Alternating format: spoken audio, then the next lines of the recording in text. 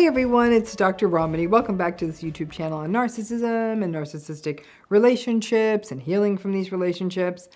And in this video, let's talk about 6 things to know about radical acceptance. So radical acceptance takes us to chapter 5 of It's Not You.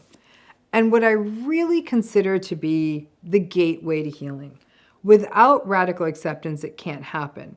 Radical acceptance by itself isn't healing, but you need it. It's a requirement. And unfortunately, it's not an easy place to get to or even to stay in. And it's not like, oh great, walk through the gateway of radical acceptance and but rather, you walk through the gateway of radical acceptance and you start to recognize how difficult healing is going to be. So let's take a look at 6 things that's important for you to know about radical acceptance. But to get the full radical acceptance deep dive, you need to order the book. So point number 1 to understand about radical acceptance. It's not about giving in or signing off on what they are doing. Radical acceptance sometimes feels like, oh, so I am just accepting that they manipulate and that they are selfish and that they are a hypocrite, and that they keep lying. It doesn't mean giving in, and it certainly doesn't mean submission. Okay, it's not at all what it means. It means acknowledging the reality of the relationship, and yes, that it will not change. It means clearing the air of false hopes and recognizing the painful reality of a situation. And that clears you and your energy. Instead of focusing on trying to fix yourself or be better or do more, you recognize that none of that works.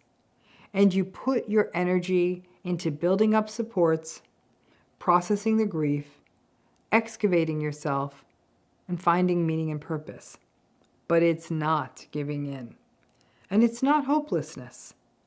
It may actually be quite hopeful to engage in radical acceptance, because there is a life on the other side that has so much more potential. Number 2 is that it sometimes hurts to engage in radical acceptance. It sometimes hurts more than what was actually happening in the relationship.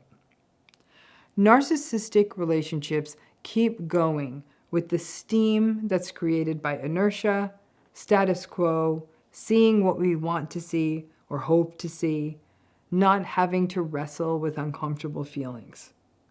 Foremost amongst those uncomfortable feelings are guilt, grief, pity, and fear. Guilt at walking away, at quitting, at letting other people down, destabilizing children or family members' lives. Even about letting down the narcissistic person. You may even feel sorry for them, and that you are not being kind when you walk away. And you're not being kind when you walk away from someone who is insecure and may even be crying and upset at you leaving. You have fear about the unknown. It may be a case of the devil you know, and fears of being alone, losing friends or family, losing material supports. But the biggest issue of all when it comes to radical acceptance is the grief. Radical acceptance means accepting the loss. And these could be many losses. The loss of a relationship, the loss of hope, the loss of other people, the loss of a future, the loss of belief in a someday better, a loss of purpose because your purpose was for a long time just fixing and managing this relationship. Well, that's gone too. This mix of feelings, the sense that you can't go back and have another chance at a childhood, or won't have a close-knit family, or a parent who was attuned to you, that can feel catastrophic. So it can feel easier to go back into the illusion of the narcissistic relationship and to keep compartmentalizing the hurt. But that's not what healing is. People want radical acceptance to mean, oh great, I accept and I feel better. It hurts first, and then you grieve, and then it hurts some more, and then you start to become your own person separate from them, and the world keeps spinning and you get stronger. It's not quick and easy and tidily wrapped up. it is a long and painful process. Number 3 thing you should know about radical acceptance is that it doesn't make their behavior hurt less. One mistake that people make is, okay, now that I have radically accepted, their behavior won't bother me anymore. Listen, folks, when someone says something hurtful, we hurt. When someone does something cruel, it stings. We don't lose our ability to feel just because you've gone through a narcissistic relationship, and frankly, you better hope you don't. It's not good for you. You still have empathy. You still have feelings. Radical acceptance means you may be less surprised by their bad behavior. Remember that you can work around it, that you can remind yourself that they will always behave in the same way when they are stressed and upset, and over time, that you will not blame yourself. But when they behave hurtfully, you will be disgusted, angry, hurt, or upset, and that's okay, because that means your detector mechanisms are working. Radical acceptance doesn't mean becoming numb to bad behavior. It means not being as surprised when it happens. Number 4 thing you should know about radical acceptance is that it is about accepting that their behavior won't change. It's important that you don't get stuck in the idea that it being about only that they won't change. Sometimes the idea that someone won't change is a very bitter pill to swallow, especially when it is someone you care about, a parent, a partner, an adult child, a sibling, as though you have completely given up on them and almost sentenced them to a life of eternal stuckness, even though this is only happening in your mind. The important thing to remember about radical acceptance is that it is the recognition that you have that their behavior will not change, that they do what they do to cover up their insecurity or manage their fragility or get supply, and that, frankly, is their only focus, that they don't really have that much empathy, and that they need these protective defenses, and that leads to the behavior that hurts you. Them merely being narcissistic is not what's hurting you. It's the behavior that people with this personality style show to the world. And remembering that this is about their behavior not changing, it may create some distance and make radical acceptance feel less damning. Number 5, radical acceptance doesn't mean you have to leave. Many folks are scared of radical acceptance because it feels like a call to action, that they have to end the relationship or go no contact or something that they're not ready to do. Frankly, you can radically accept and never leave the relationship. Radical acceptance is about perception and seeing the relationship clearly rather than being about having to make changes you may not be able to make or may not feel ready to make. It means seeing their behavior clearly so you are prepared for it. You share of yourself differently in the relationship.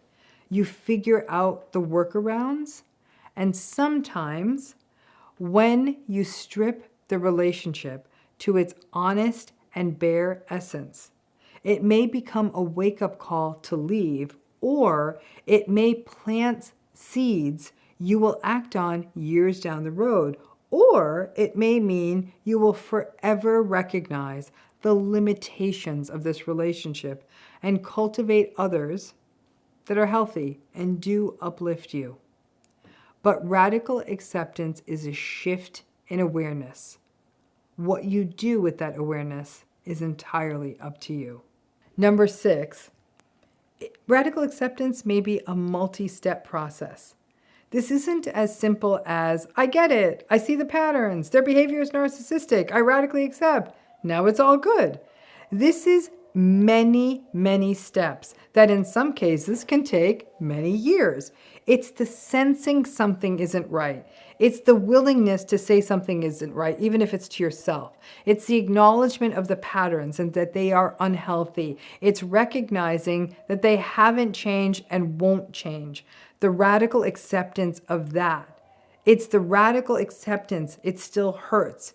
It's the grief and guilt and shame and pain after you accept. It's the not fully believing it yet and not totally radically accepting and going back in and seeing if you were wrong.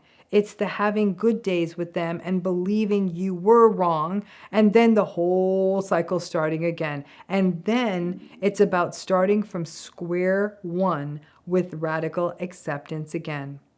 When these are big, important relationships, family, spouses, dear friends, business partners or bosses, siblings, we don't want to just quit.